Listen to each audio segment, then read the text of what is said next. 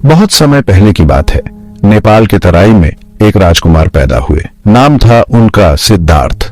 सिद्धार्थ का जन्म एक शाही परिवार में हुआ था, जहां हर तरफ खुशियां और समृद्धि थी। उनके जन्म के समय ज्योतिषियों ने भविष्यवाणी की थी कि वे या तो एक महान राजा बनेंगे या फिर एक महान संत। बड़े आराम से पले बढ़े सिद्धार्थ, जिंदगी में हर सुख था उनको। महल के अंदर उन्हें किसी भी प्रकार की कमी नहीं थी। उनके पास सबसे अच्छे कपड़े, स्वादिष्ट भोजन और मनोरंजन के साधन थे। उनके पिता राजा शुद्धोधन ने यह सुनिश्चित किया कि सिद्धार्थ को कभी भी किसी प्रकार की तकलीफ का सामना न करना पड़े। लेकिन किस्मत को कुछ और ही मंजूर था। सिद्धार्थ की जिंदगी में एक ऐसा मोड़ आने वाला था जो सब कुछ बदल देगा।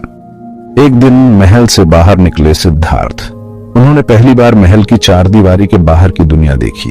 उन्होंने देखा बुढ़ापा, बीमारी, मौत। ये दृश्य उनके लिए बिल्कुल नए थे। उन्होंने देखा कि लोग कैसे पीड़ा और दुख से गुजरते हैं। ये था दुख का सामना जिसने उनकी जिंदगी बदल दी। सिद्धार्थ ने सोचा कि अगर दुनिया में इतना दुख है तो इसका कोई समाधान भी होना चाहिए। छोड़ दिया उन्होंने राजसी ठाट बाट। उन्होंने अपने शाही वस्त्र उतार दिए और साधारण कपड़े पहन लिए। निकल पड़े सच की तलाश में। उन्होंने अपने परिवार और महल को छोड़ दिया और जंगलों में चले गए। बन गए वो सिद्धार्थ से गौतम बुद्ध। कई वर्षों की तपस्या और ध्यान के बाद उन्हें बोधि वृक्ष के नीचे ज्ञान की प्राप्ति हुई। ये सफर था खुद को जानने का।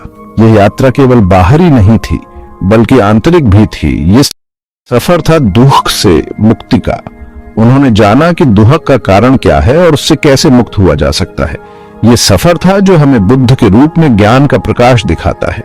बुद्ध ने अपने ज्ञान को दुनिया के साथ साझा किया और हमें सिखाया कि कैसे हम भी अपने दुख से मुक्त हो सकते हैं। बुद्ध ने देखा जिंदगी दुखों से भरी है। उन्होंने महसूस किया कि हर इंसान, चाहे वह किसी भी परिस्थिति में हो, दुख का सामना करता है। पैदा होना दुख है, बूढ़ा होना दुख है और यह दुख जीवन के हर चरण में हमारे साथ रहता है। बीमार होना दुख है, मरना दुख है। यह जीवन का एक अटल सत्य है जिसे कोई भी नकार नहीं सकता। अपनों से दूर जाना दुख है। जब हम अपने प्रियजनों से बिछड़ते हैं तो यह दुख हमारे दिलों में गहरा असर डालता है। बिना पसंद के लोगों के साथ रहना भी दुख है। ये एक ऐसा दुख है जो हमें अंदर से खा जाता है। ये दुख किसी एक का नहीं, सबका है। ये एक ऐसा अनुभव है जो हर इंसान के जीवन का हिस्सा है। अमीर हो या गरीब, राजा हो या रंक, हर कोई दुख के बंधन में बंधा है। ये दुख किसी भी भौतिक संपत्ति या सामाजिक स्थिति से परे है। हर कोई दुख के बंधन में बंधा है। यह एक ऐसा बंधन है जो हमें जीवन के हर मोड़ पर महसूस होता है। बुद्ध ने इस सच को समझा और माना। उन्होंने देखा कि दुख से मुक्ति पाने का एक रास्ता है। उन्होंने जाना कि दुख से मुक्ति मिल सकती है और यह मुक्ति हमारे अपने प्रयासों से संभव है। और इस मुक्ति का रास्ता है अष्टांगिक मार्ग। यह मार्ग हमें सही जीवन जीने की दिशा दिखाता है, जिससे हम अपने दुखों से मुक्त हो सकते हैं। अष्टांगिक मार्ग के 8 अंग हैं: सही दृष्टि, सही संकल्प, सही वाणी, सही कर्म, सही आजीविका, सही प्रयास, सही स्मृति और सही समाधि। इनका पालन करके हम अपने जीवन को दुख से मुक्त कर सकते हैं। बुद्ध का यह संदेश आज भी उतना ही प्रासंगिक है जितना तब था। यह हमें सिखाता है कि दुख से मुक्ति संभव है और यह मुक्ति हमारे अपने हाथों में है। दुख से मुक्ति पाने के लिए बुद्ध ने बहुत से रास्ते आजमाए। उन्होंने जीवन के हर पहलू को गहराई से समझने की कोशिश की ताकि वे उस मार्ग को खोज सकें जो उन्हें सच्ची शांति और मुक्ति की ओर ले जाए। उन्होंने कठोर तपस्या की, लेकिन उससे उन्हें शांति नहीं मिली। उन्होंने अपने शरीर को अत्यधिक कष्ट दिया, सोचते हुए कि शायद यही मार्ग उन्हें मुक्ति की ओर ले जाएगा। आखिरकार उन्होंने जाना कि हद से ज्यादा कुछ भी ठीक नहीं। उन्होंने महसूस किया कि अत्यधिक तपस्या और आत्म पीड़ा से भी मुक्ति नहीं मिल सकती। असली मुक्ति तो बीच के रास्ते में है। यह मार्ग न तो अत्यधिक सुख सुविधाओं से भरा है और न ही अत्यधिक त्याग से।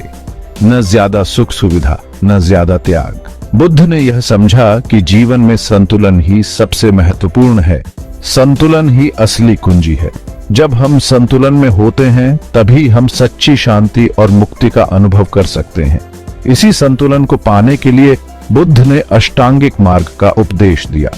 ये मार्ग हमें सही दिशा में ले जाता है और हमें जीवन के हर पहलू में संतुलन बनाए रखने में मदद करता है। ये मार्ग है सही देखना, सही सोचना, सही दृष्टिकोण और सही इरादे रखना, सही बोलना, सही काम करना, सही शब्दों का चयन और सही कर्म करना, सही तरीके से कमाई करना, सही व्यायाम, सही आजीविका और सही प्रयास करना, सही याद रखना और सही ध्यान लगाना। सही स्मरण और सही ध्यान से ही हम अपने जीवन को सही दिशा में ले जा सकते हैं और सच्ची मुक्ति पा सकते हैं।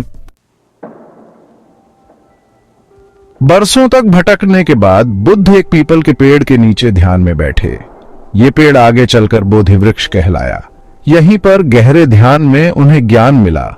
उन्हें समझ आया दुखों का कारण और उनसे मुक्ति का रास्ता। वे बन गए बुद्ध, जागृत या प्रबुद्ध। सेक्शन 5, ज्ञान का प्रकाश, धम्म का प्रसार। ज्ञान मिलने के बाद बुद्ध ने अपनी पूरी जिंदगी दूसरों को दुहक से मुक्ति का रास्ता दिखाने में लगा दी। उन्होंने अपना पहला उपदेश सारनाथ में दिया, जिसे धम्म चक्र प्रवर्तन कहते हैं। उन्होंने जाति, धर्म, स्त्री पुरुष और अमीर गरीब का भेदभाव किए बिना सबको शिक्षा दी। सेक्शन 6, अंतिम यात्रा, कुशीनारा की ओर। समय बीतता गया। बुद्ध भी बूढ़े होने लगे। एक दिन उन्हें लगा कि उनका शरीर थक गया है। वे आखिरी सफर पर निकल पड़े। इस सफर में भी वे लोगों को शिक्षा देते रहे। उन्होंने अपने शिष्यों को दुहक से मुक्ति का रास्ता याद दिलाया। सेक्शन 7, महापरिनिर्वाण, पीड़ा का अंत। आखिरकार बुद्ध कुशीनारा पहुंचे। यहां साल के पेड़ों के बीच उन्होंने अपना शरीर छोड़ दिया। यह था उनका महापरिनिर्वाण, दुखों के चक्र से पूरी तरह मुक्ति। यह मौत नहीं थी बल्कि एक नई जिंदगी की शुरुआत थी। सेक्शन 8, बुद्ध का संदेश, समय से परे प्रासंगिकता। हालांकि बुद्ध का शरीर नश्वर था, लेकिन उनका संदेश अमर है। उनकी बातें आज भी उतनी ही मायने रखती हैं जितनी सदियों पहले रखती थी। दुख सबको है और मुक्ति का रास्ता सबके लिए खुला है। सेक्शन 9, हमारा मार्ग बुद्ध के पद चिन्हों पर। बुद्ध ने हमें मुक्ति का रास्ता दिखाया है। अब यह हमारा काम है कि हम उनके बताए रास्ते पर चलें। दया, प्रेम और ज्ञान के साथ हम दुखों से मुक्त हो सकर। बुद्ध ने हमें मुक्ति का रास्ता दिखाया है। अब यह हमारा काम है कि हम उनके बताए रास्ते पर चलें। दया, प्रेम और ज्ञान के साथ हम दुखों से मुक्त हो सकते हैं। यह सफर आसान नहीं है, लेकिन यह सफर मुमकिन है। यह सफर है जो हमें अपने अंदर के बुद्ध से